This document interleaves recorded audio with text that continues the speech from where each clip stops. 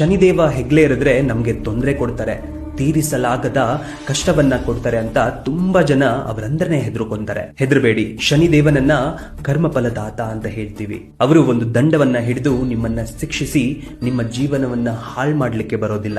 ನಿಮ್ಮ ಕರ್ಮಗಳ ಲೆಕ್ಕಾಚಾರವನ್ನ ಮಾಡ್ತಾರೆ. ನೀವು ಒಳ್ಳೆಯದನ್ನ ಬಯಸಿದ್ರೆ ನಿಮಗೆ ಒಳ್ಳೇದಾಗೇ ಆಗುತ್ತೆ, ನೀವು ಕೆಟ್ಟದನ್ನ ಬಯಸಿದ್ರೆ ನಿಮಗೂ ಕೂಡ ಕೆಟ್ಟದ್ದೇ ಆಗುತ್ತೆ. ಹಾಗಂತ ನಿಮಗೆ ಕೊಡೋ ಕಷ್ಟ ನಿವಾರಣೆ ಆಗಲ್ಲ ಅಂತ ಅಲ್ಲ, ನಿಧಾನವಾಗಿ ಆಗತ್ತೆ.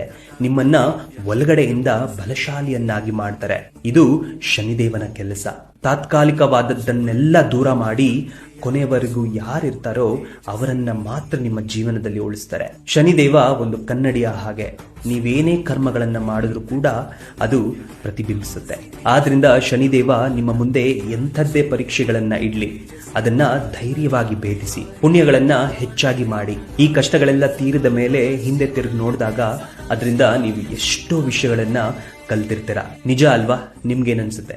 ಕಮೆಂಟ್ ಸೆಕ್ಷನ್ ಅಲ್ಲಿ ಹಾಕಿ. Shani Dev Download ShareChat.